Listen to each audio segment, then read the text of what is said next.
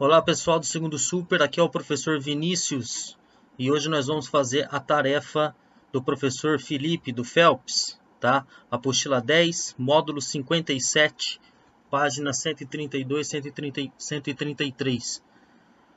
Para qualquer dúvida, vocês podem me procurar, estou deixando aqui meu Instagram, @vinicius.marcomini.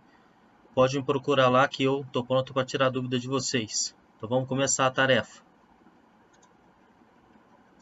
O primeiro exercício é o exercício 6, tá? Então temos aí uma imagem do Marquês de Pombal, o pombo, né? E o texto. Então vamos lá.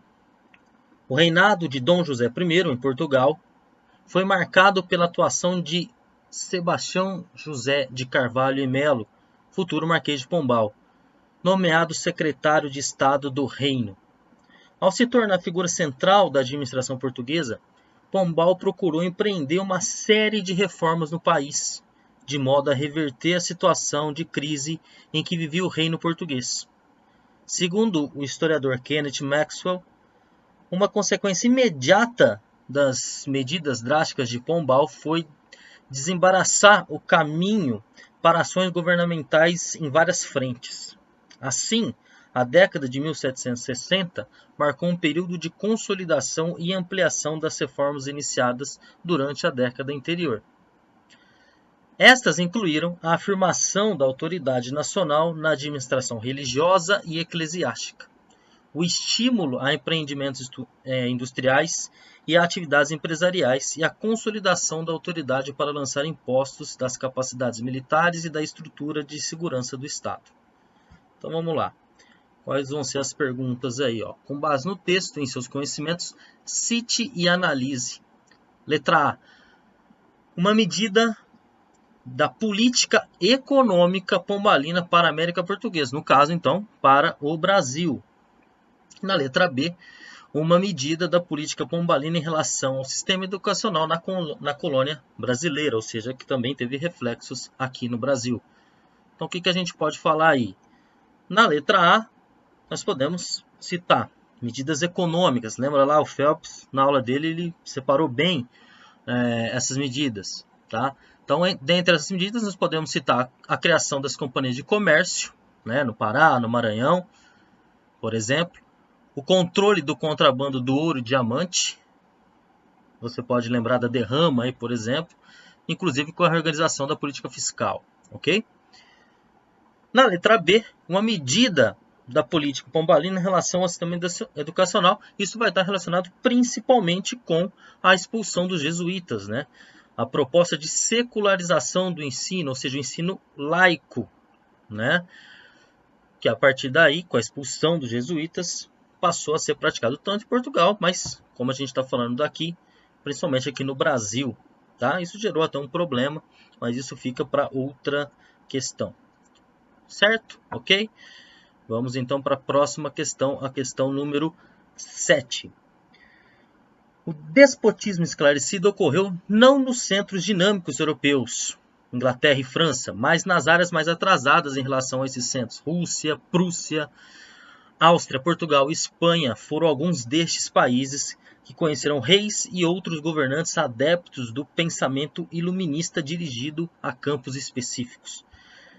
Seria uma modernização possível, pois não afetaria a estrutura do poder real, mas garantiria melhor administração das riquezas e racionalidade ao aparelho do Estado.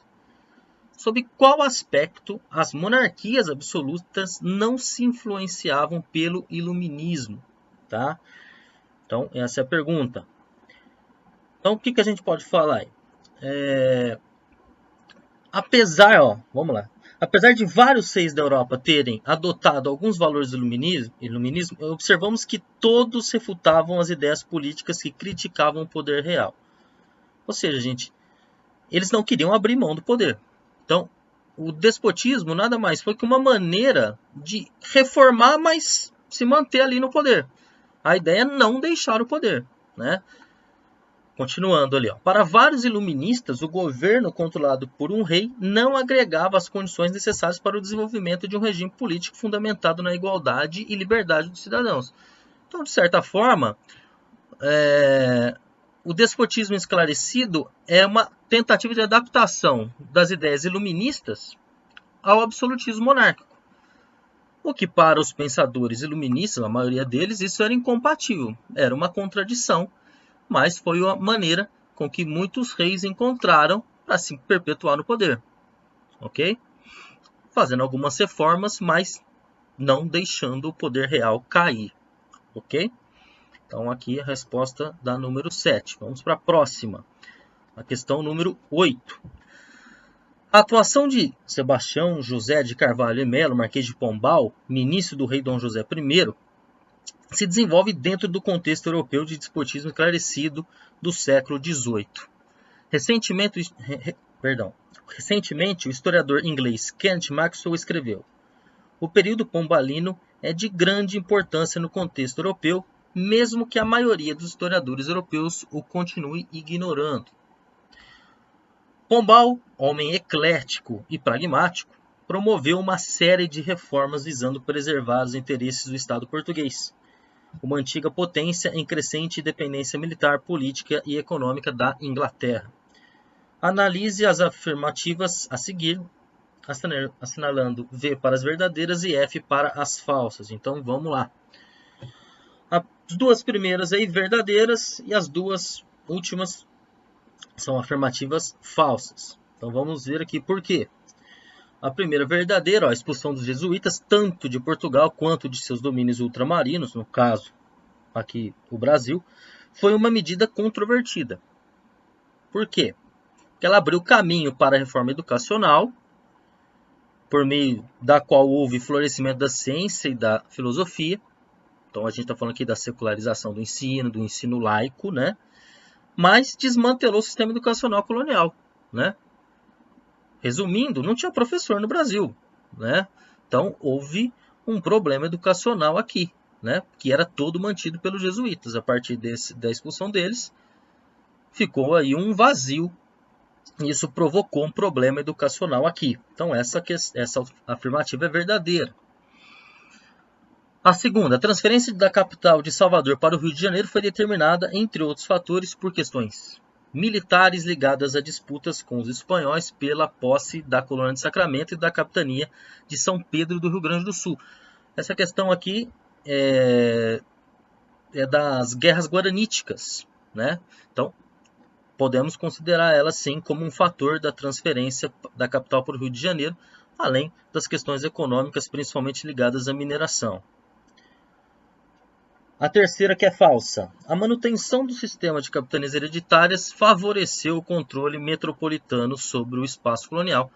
Falsa porque o nosso amigo aí, Marquês de Pombal, ele acabou com o sistema de capitanias hereditárias, ele não foi mantido. E a última, né? A proibição de manufaturas na área colonial visava a manutenção da atividade em Portugal, seriamente abalada pelo desenvolvimento da atividade mineradora, daí a sua decisão em criar um alvará proibindo a produção manufatureira no Brasil. Aqui também está errado porque no Brasil foi liberada a existência de manufaturas, tá? Não foi proibida, muito pelo contrário. Esse alvará proibindo aconteceu após o Marquês de Pombal, a partir de 1777, ok? Vamos para a próxima. 9 tem um textinho aqui também. O déspota é aquele que governa com plenos poderes. O que haveria então de diferente em relação ao absolutismo existente? Este déspota possuía uma qualidade especial que justificava o seu poder. Era esclarecido. O adjetivo aqui se torna fundamental para a manutenção do poder centralizado e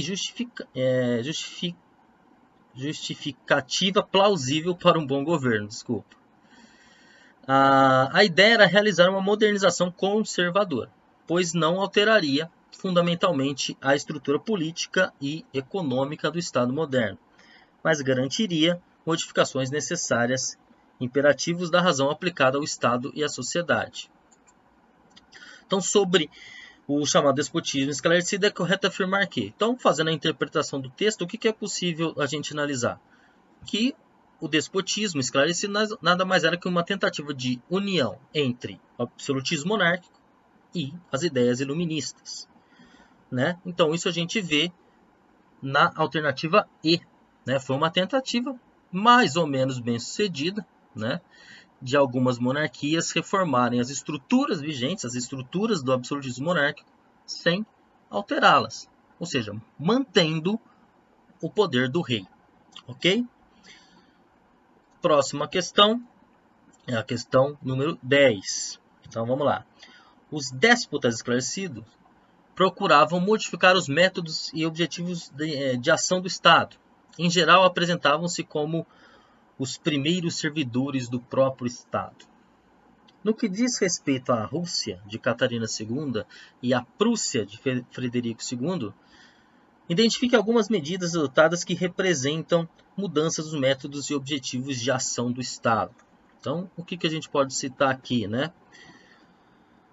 A valorização do conhecimento científico, ou seja, algumas características que vinham do iluminismo, tá? Educação secular, né? Laica, limite da influência da igreja, ou muitas vezes o controle da igreja pelo Estado, né?